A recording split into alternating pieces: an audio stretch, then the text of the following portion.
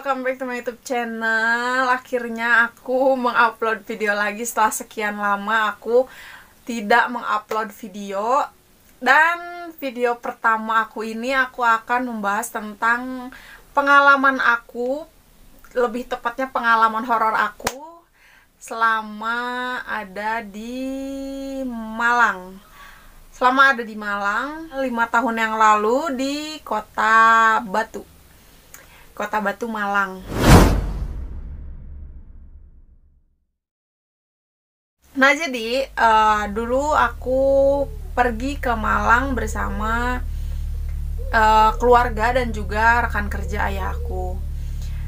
Itu kira-kira 2017 awal aku pergi ke Malang bersama keluarga dan teman-teman ayahku. Serasa liburan banget ya kan. Aku ceritain dulu dari awal aku perjalanan ya, sambil aku bernostalgia dengan ceritanya. Nah, jadi di sini aku pergi menggunakan kereta dari Bandung sampai Blitar. Nah, di perjalanan itu aku tidak merasakan apa-apa, tidak ada masalah apapun. Lancar-lancar aja sampai Blitar, dan di sana di Blitar sampai Batu aku menggunakan bus pariwisata. Dan itu ada satu kejadian yang janggal saat aku naik bus. Nah, sebenarnya jadi aku turun di Blitar itu siang menjelang sore. Nah, otomatis dari Blitar ke Kota Batunya itu kemalaman di jalan. Nah, waktu itu dari Kota Blitar ke Kota Batu itu kayak melewati hutan-hutan. Aku nggak tahu itu daerah mana, yang jelas pokoknya hutan panjang banget. Nah, di situ aku melihat ada orang yang sedang berjalan kaki. Jadi ini bus, ini orang tersebut gitu. Nah, jadi aku itu keadaan maghrib. Itu ada keadaan maghrib, aku duduk sama ayah aku. Nah, saat itu aku bilang kan ke ayahku, "Yah, itu beranian ya di hutan kayak gini ada orang yang jalan kaki."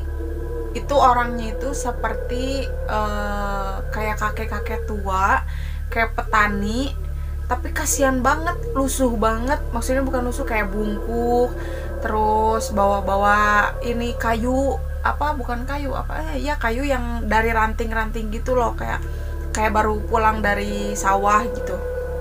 Kasihan ya mungkin orang sini, kata aku gitu. Terus kata ayahku, "Mana nggak ada orang?" gitu kan. "Hah, nggak ada orang gimana? Itu jelas-jelas ada tadi di bawah." Aku bilang kayak gitu. Nggak ada orang." "Emang gimana?" katanya. Ditanya kan, "Emang gimana?" Kakek-kakek bawa tongkat, kasihan banget gitu, kayak baru pulang dari sawah. Terus kata ayahku, udah, mungkin masyarakat, mungkin orang sini gitu.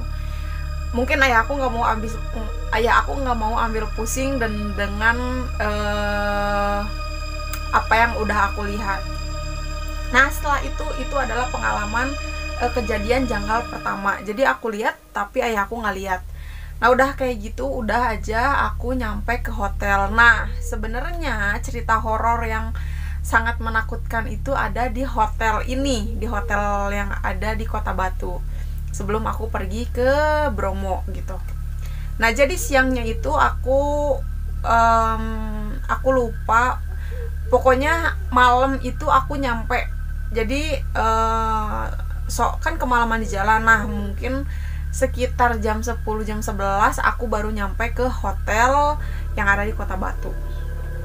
Entah aku lupa, nggak tahu jam berapanya, yang jelas aku malam itu baru nyampe ke hotel. Nah, hotelnya itu besar banget, yang dengan dominan warna putih dan coklat hotelnya itu. Tapi untuk gedungnya itu putih, tapi untuk hotel-hotelnya itu lebih dominan putih dan coklat. Nah, setelah nyampe ke Kota Batu, lalu aku check in di hotel tersebut. Nah, hotel ini tuh di depannya itu ada patung kuda berwarna putih. Nah, di hotel tersebut itu terlihat bangunan yang hotel modern. hotel, bukan hotel-hotel zaman dulu gitu loh. Nah aku kan udah happy banget ya, wah ini instagramable banget gitu, aku pengen foto-foto nanti siang gitu. Nah setelah itu aku udah check in di hotel tersebut, tapi kayak kok aneh banget saat pas aku lihat hotel dari depan. Jadi kayak muka hotel tersebut sama keadaan hotelnya gitu. Nah jadi di hotel tersebut itu ada 2 atau 3 gedung gitu. Nah gedung pertama itu yang kata aku, yang tadi aku ceritain, kalau gedung tersebut itu adalah muka hotelnya atau gedung pertama banget yang kita lihat atau yang tamu-tamu lihat. Nah gedung kedua itu adalah gedung di pinggir hotel yang tidak terlihat oleh tamu atau tidak terlihat oleh orang-orang yang lalu lalang di luar gitu. Nah hotel yang ketiga itu adalah hotel yang bener-bener di paling belakang, nggak paling belakang, jadi pinggir pada berhadapan sama gedung kedua gitu. Nah tapi gedung kedua itu kayak depan jalan, tapi kalau gedung ketiga itu punya lorong kayak rumah sakit gitu. Nah kebetulan banget karena aku adalah keluarga yang besar, ada aku, ibu, ayah, sama adik aku, otomatis membutuhkan kamar yang cukup besar. Nah kebetulan banget kamar yang besar itu ada di gedung 3. Ya betul, di gedung tersebut yang dari pertama aku udah nggak mau di gedung tersebut gitu. Dan ternyata kejadian aku menginap di gedung ketiga.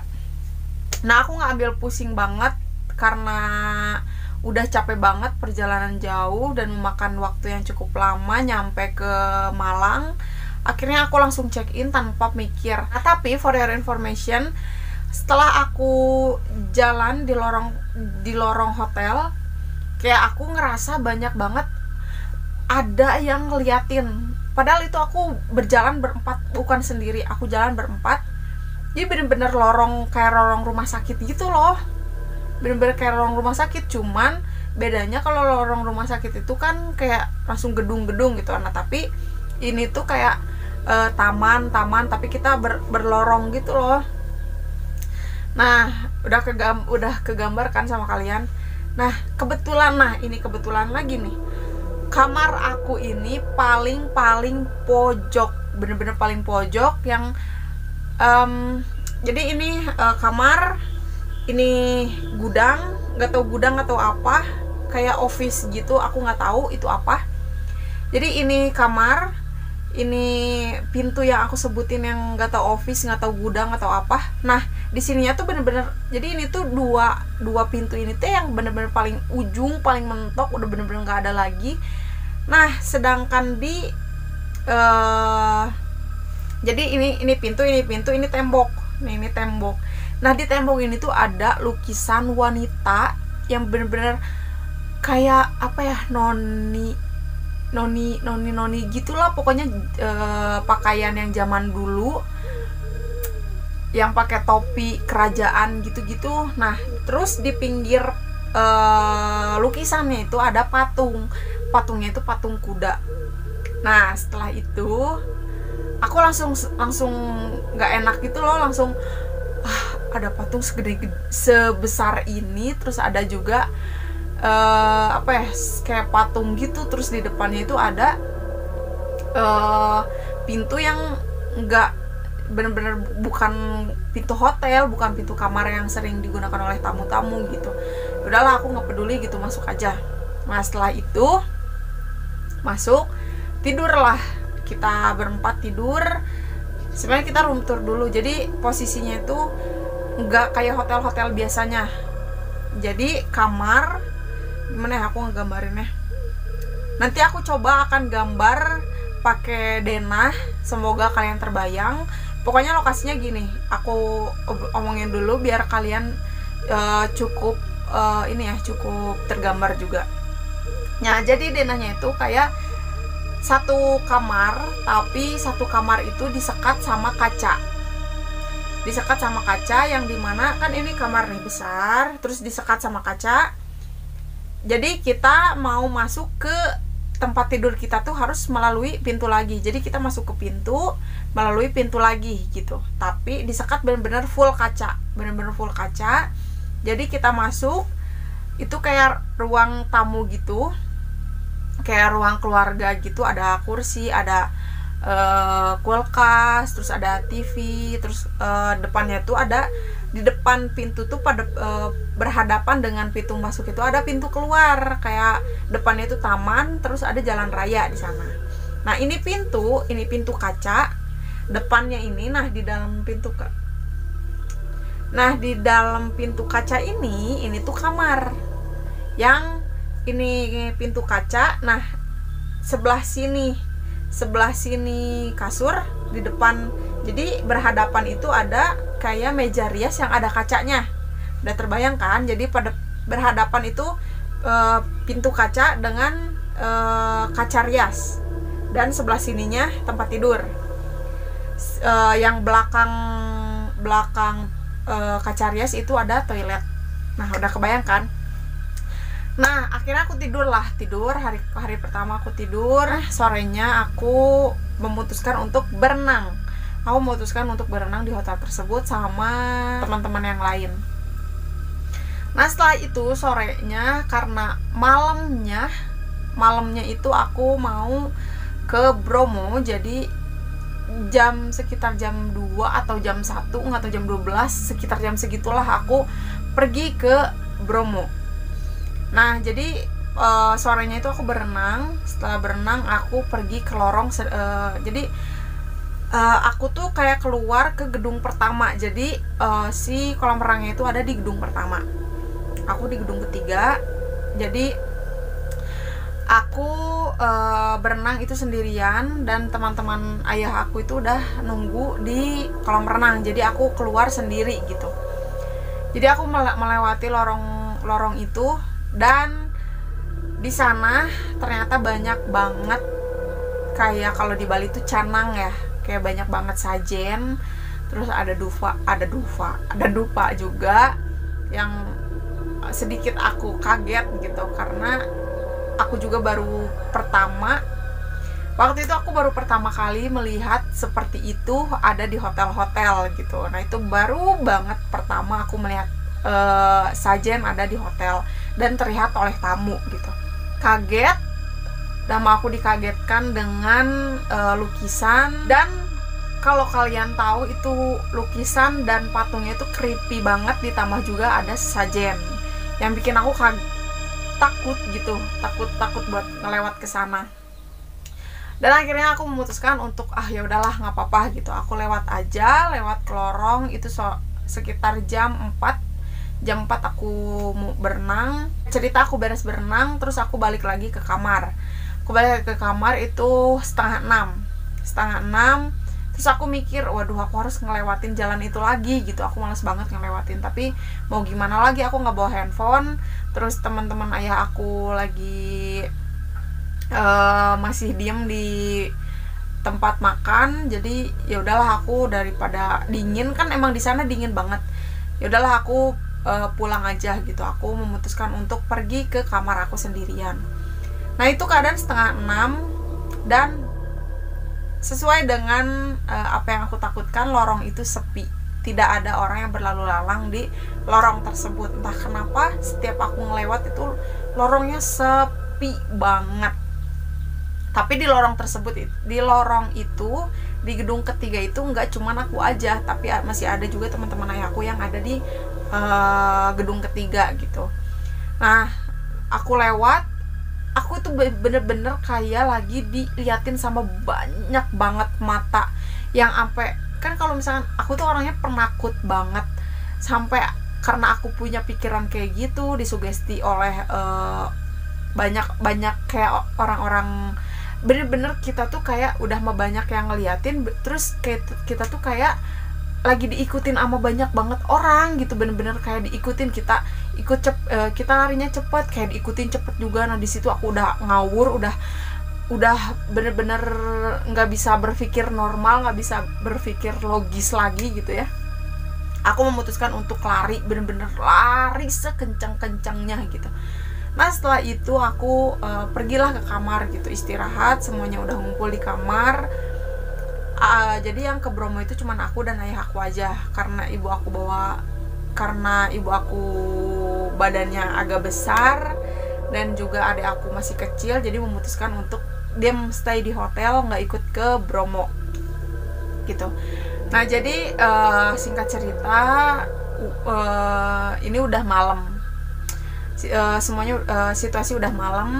Itu kira-kira jam 11, jam 11 jam setengah 12-an. Aku itu benar-benar belum tidur karena aku nggak bisa tidur banget, benar-benar nggak bisa tidur, lapar.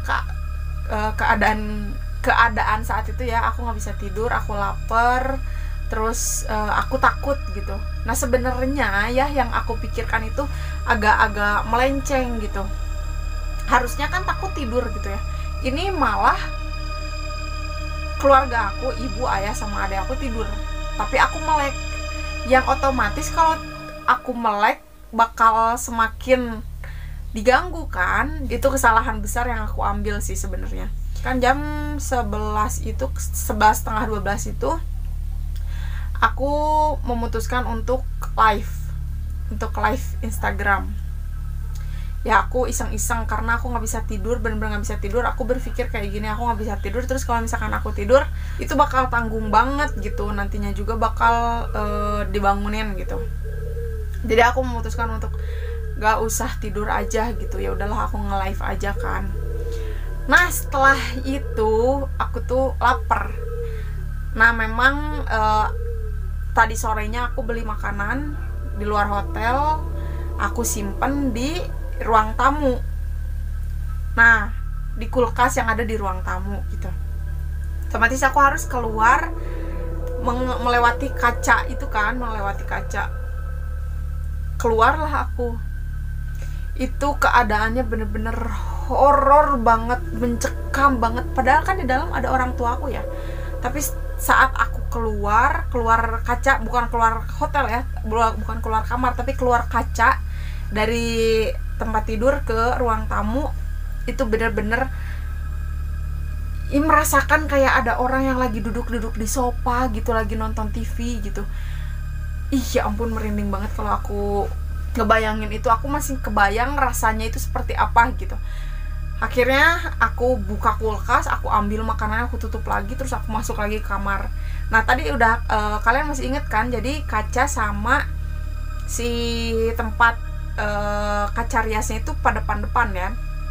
Jadi aku itu makan sambil nge-live itu di sini, di apa namanya itu, di kaca rias. Jadi aku simpen, otomatis handphone aku ngelihat ke sini. Jadi aku ngebelakangin si kaca belakang, si kaca pintu kaca, ngebelakangin. Aku nge-live itu setengah jam, aku nge-live mungkin jam 12-an.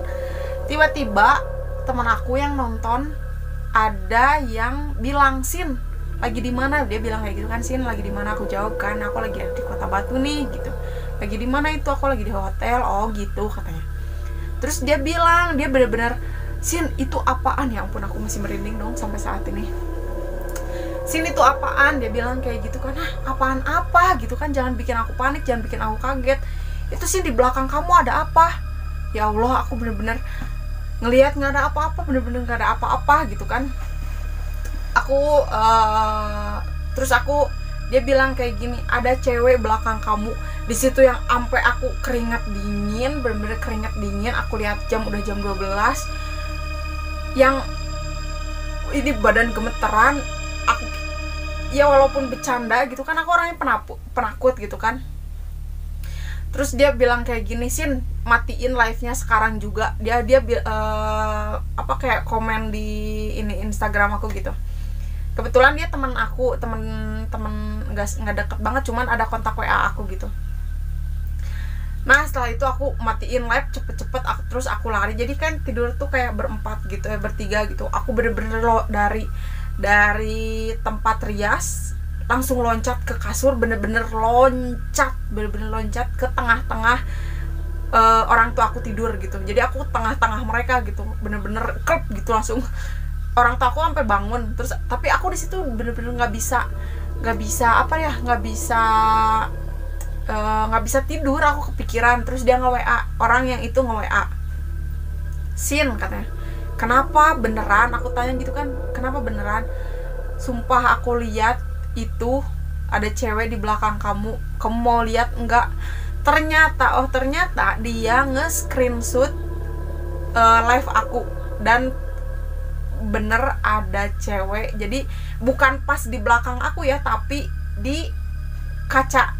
Jadi kaca, nah ini cewek, ini aku di sini. Maaf, ini kaca, ini cewek, aku di sini. Nah di sini nih, jadi pada depan gini. Nah dia lihat ada di belakang jauh gitu. Dia kira dia itu saudara aku atau siapa gitu. Tapi dilihat-lihat lagi kok aneh, katanya dia screenshot. Terus aku iseng-iseng terus bilang ke kamu gitu, tanya itu ada cewek. Ternyata setelah sebenarnya dia nggak niat awalnya dia hanya nakut-nakutin aja gitu. Nah ternyata dia pikir itu saudara aku gitu. Setelah itu dia tanya, kamu ada saudara cewek nggak? Nggak ada, ibu aku udah tidur gitu, saudara aku cowok dan masih kecil. Terus dia bilang, nih kalau mau lihat, kalau kamu nggak percaya aku kirimin ya. Dan ternyata betul banget, ada cewek, rambutnya panjang, bajunya putih, tapi itu nggak jelas banget, kayak samar-samar gitu loh, karena agak jauh kan, jadi agak samar-samar gitu. Di situ bener-bener aku takut setakut-takutnya. Itu aku nggak cerita karena malamnya aku mau ninggalin ibu aku kan di hotel itu. Jam 1 jam 2 aku pergi ke Bromo. Di situ aku bener-bener aku nggak tenang, bener-bener aku kepikiran ibu aku, takut gimana. Dan aku udah beres kan di Bromo, udah pulang. Siangnya aku pulang. Setelah itu ibu aku langsung cerita, Kak, kemarin malam pas ditinggalin sama kalian bener-bener gak tenang, kayak ada yang gedor-gedor pintu, kayak narik selimut gitu, bener-bener gak enak hawanya, katanya bilang kayak gitu.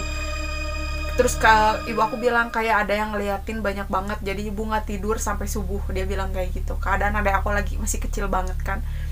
Nah setelah itu aku bener-bener gak bilang ya, aku gak bilang sama sekali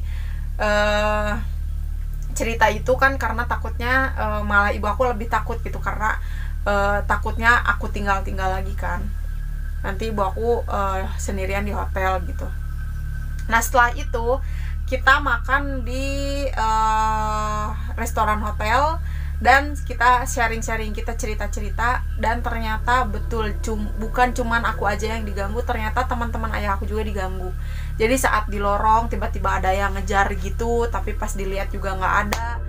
Terus ada yang ngetuk pintu mereka, tapi pas dibuka nggak ada, dan masih banyak lagi cerita. Nah menurut aku ini bener-bener pengalaman yang creepy banget, takut banget ya, walaupun aku nggak lihat sama sekali, cuman aku merasakan, tapi teman aku lihat dan aku lihat hasilnya. Sebenarnya aku pengen banget ngeliatin screenshotnya ke kalian, cuman karena udah lama banget, udah 5 tahun yang lalu, jadi screenshotannya udah hilang, handphone aku udah ganti, semua memori juga kebetulan kehapus gitu, memorinya tiba-tiba kosong, kehapus, kayak ke format gitu. Dan itu sangat disayangkan. Sebenarnya itu ada fotonya benar-benar jelas kalau itu cewek gitu. Nah setelah itu singkat cerita aku semua pulang, dan di kereta aku langsung sakit, demam, aku mimisan, bener-bener sakit, panas. Aku nggak tahu itu efek kecapean atau efek itu, aku juga nggak tahu. Nah mungkin itu cerita pengalaman horor aku saat aku liburan, dan next mungkin aku akan cerita lagi cerita aku terbaru. Dan mungkin segitu aja, sampai ketemu di video horor selanjutnya. Bye bye.